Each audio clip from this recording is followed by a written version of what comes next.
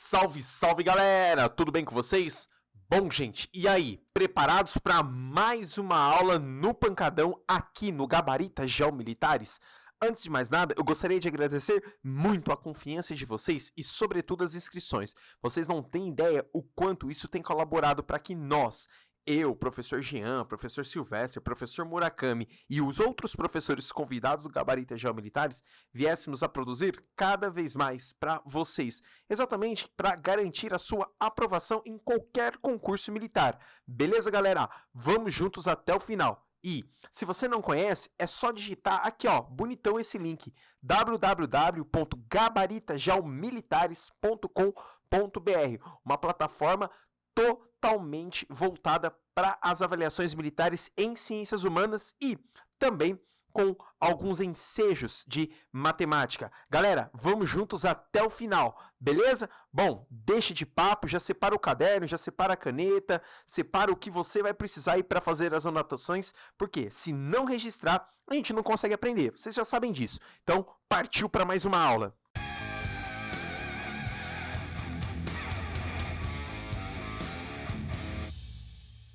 Fala galera, tudo bem? Um dos grandes momentos da história do Brasil, sem sombra de dúvidas, é o Brasil Colônia, os primeiros anos de administração portuguesa sobre o território brasileiro. É muito importante destacar que o contexto de Brasil Colônia sempre representa o primeiro momento de estudos em cima deste assunto. E hoje eu trouxe aqui para vocês um elemento muito importante, a compreensão da estrutura social do Brasil Colônia. Olha só. Para efeitos didáticos e principalmente para fazer você garantir aquela questão na avaliação militar, eu separei em dois pacotes. Então, o primeiro pacote nós vamos estudar sobre o Brasil Colônia, de uma maneira assim bem tranquila, bem sussa, só para você ter esta panorâmica. Grandes mestres, sobre a estrutura do Brasil Colônia, sobre a estrutura da sociedade do açúcar, eu convido vocês a refletir que tipo de sociedade era esta. Grandes mestres, algumas coisas que eu vou falar aqui, tomem nota muito importante. Primeiro passo, a sociedade do açúcar era uma sociedade marcada pela grande produção agrícola da cana-de-açúcar. Por isso, a sociedade do açúcar. Inclusive, o ciclo do açúcar foi o primeiro grande ciclo econômico brasileiro. Embora alguns vão falar que o primeiro grande ciclo econômico veio a ser o pau-brasil. Mas o pau-brasil não tinha uma organização política, por exemplo, muito representada pelas capitanias hereditárias, como a sociedade do açúcar tivera. Importante destacar que essa sociedade do açúcar se pautava pela agricultura, sobretudo de exportação, grandes mestres. Toda a produção econômica gerada pelo açúcar via pacto colonial tinha que ser destinada diretamente à coroa. Como vocês bem sabem, pacto colonial era aquele elemento que bloqueava o desenvolvimento do Brasil para o restante do mundo. Em outras palavras, o Brasil só podia comercializar com Portugal e Portugal, claro, pegando o produto de sua colônia, fazia o que bem entendia. Outra característica que marca a sociedade do açúcar, claro, para além da própria produção da cana-de-açúcar, é a sua estrutura muito clássica, bastante estratificada, onde você tem no topo os senhores de engenho, representando ali pela Casa Grande, pela senzala, e você tem na base, como mão de obra, sobretudo, as pessoas escravizadas do continente africano. Toda esta produção da sociedade do açúcar, mais uma vez, era destinada para a exportação, sempre produzida em grandes latifúndios. Sim, os latifúndios já existiam naquele contexto, sobretudo na zona da mata. E isso é uma dica muito importante, grandes mestres. A sociedade do açúcar se desenvolveu na região nordeste, principalmente no litoral nordestino. O interior ficava mais destinado com uma produção, por exemplo, pecuária, que tinha como relação alimentar o mercado interno. Agora, o grande capital gerado pela colônia se dava pela exploração da cana-de-açúcar, uma sociedade extremamente ruralizada e muito voltada para a exportação. Beleza? A imagem aqui abaixo, o que eu trago para vocês, é uma casa de açúcar, é uma casa que eles chamam uma espécie de casa de farinha, uma casa de processamento da própria cana-de-açúcar. Como vocês podem observar, nós temos algumas canas empilhadas, pessoas em regime de escravidão, trabalhando aí aos montes exatamente para gerar todo o capital que a coroa portuguesa queria do Brasil. Importante que o Brasil, durante o ciclo do açúcar, fora o principal exportador mundial deste produto dentro daquele contexto que eu estou apontando para vocês. Outra sociedade extremamente importante, mas essa sociedade ela já vai começar a estourar aí lá por volta do século XVII, vai ser a sociedade aurífera. Ou melhor, a sociedade do ouro, a sociedade da exploração mineralógica. E onde ela vai acontecer? Sobretudo em Minas Gerais, principalmente com os processos de interiorização do território brasileiro. Se a gente analisar todo o contexto, a gente vai observar algumas diferenças muito pontuais. Primeiro ponto, que a sociedade aurífera, diferente da sociedade do açúcar, era uma sociedade onde a estrutura se dava mais dentro de um contexto urbano. Aliás, tomem essa nota. Enquanto a sociedade do açúcar se dava num contexto mais rural, a sociedade aurífera não, se dava num contexto mais urbano. E isso já é resultado de processos de ocupação do território brasileiro que vinha aumentando séculos após séculos, tempos após tempos. E é em cima desse contexto que as pessoas começam a formar os primeiros núcleos urbanos do Brasil, as primeiras vilas do Brasil. E é nesse contexto que muitas pessoas, no mesmo lugar, começam também a contestar um pouco os processos de colonização que o Brasil vinha passando. Tanto que um dos processos de gênese da independência do Brasil surgiu exatamente na Sociedade do Açúcar, que fora a Inconfidência Mineira, muito inspirado em ideais iluministas que vinham estourando lá na Europa. Importante também, grandes mestres, que a mão de obra continuava sendo uma mão de obra escravizada, tal como vocês podem olhar também nesta imagem. A mão de obra não mudou. A diferença, sim, é a estrutura pelo qual onde se desenvolvia.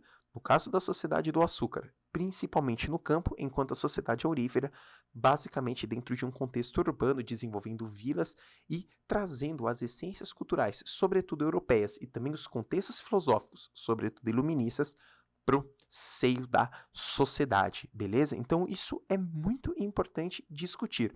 É claro que a sociedade aurífera, como ela veio depois da sociedade do açúcar, então ela vem carregando já heranças de lutas pela própria independência, beleza, grandes mestres? Bom, discutido basicamente essas duas estruturas sociais pelo qual o Brasil colônia se organizou, é claro que tivemos outras, mas de grande importância econômica, essas podem ser consideradas as de grande impacto, talvez melhor assim dizer para vocês.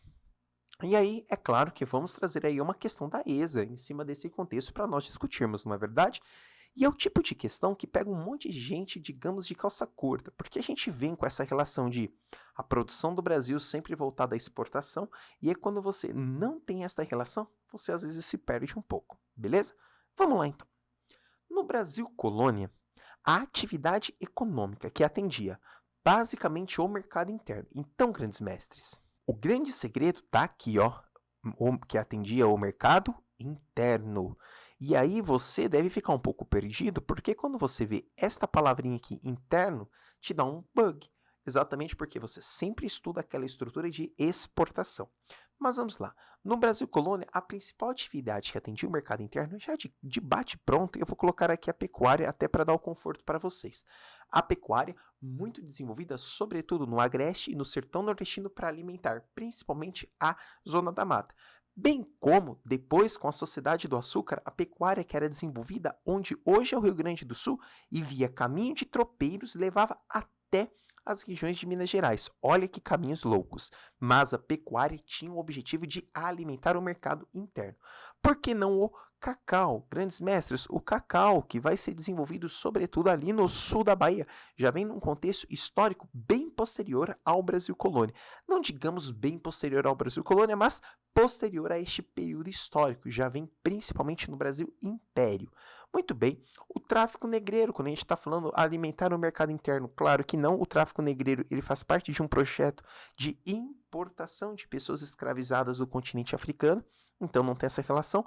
Produção de tabaco, o Brasil nunca teve uma grande produção de tabaco a ponto de alimentar o mercado interno. E considerando, gente, quando a gente fala em mercado interno, nós estamos falando basicamente em alimento, que também não é o caso do tabaco.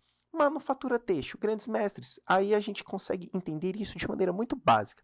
Nós estamos falando aqui, ó, de Brasil colônia. A industrialização do Brasil, ela só vai começar de maneira ainda muito incipiente no finalzinho do segundo reinado. No finalzinho do segundo reinado, com Barão de Mauá, de uma maneira assim muito ainda singular. E aí, como a gente está pegando de Brasil colônia e a gente está falando de manufatura, Claro que não. Importante, grandes mestres, que o erro está aqui, ó, manufatura. Manufatura, nós basicamente falamos aí de produtos industrializados. E a industrialização do Brasil, se a industrialização do Brasil ainda hoje costuma ser bastante capenga em algumas regiões, imagina então no Brasil colônia. Então, de cara, sem medo de ser feliz, a resposta correta, sim, é a de alegria. Beleza, galera? É isso aí, galera. Muito, muito, muito obrigado, gente. Valeu demais. É aquilo. Como eu pedi no começo, eu vou pedir no final. No começo eu pedi para você fazer inscrição aqui no Gabarita Geomilitares e agora no final eu peço mais uma vez para você fazer a inscrição aqui no Gabarita Geomilitares. Beleza? A gente tá com uma meta aí, gente, de alcançar rapidinho aí 500 inscrições no canal. E o dia que a gente alcançar 500 inscrições no canal vai ser uma alegria danada e a gente conta muito com vocês. É aquilo, vocês daí e nós daqui. Estamos construindo conteúdo, é quase que um tsunami de conteúdos, né? Eu acho que foi semana passada, alguma coisa assim, chegou a entrar 2 vídeos por dia no canal, mas o nosso objetivo é esse mesmo, levar conteúdo de qualidade para todos vocês. Muito, muito obrigado, galera. Não se esqueça de dar aquele joinha, compartilhar nos grupos do Zap e comentar. Comenta, porque o YouTube vai achar e vai olhar e falar, cara, o conteúdo é massa e vai indicar para mais gente. Beleza? Muito obrigado, galera. Gente, sempre seremos mais fortes porque nós estamos juntos. Um grande abraço e até a próxima aula.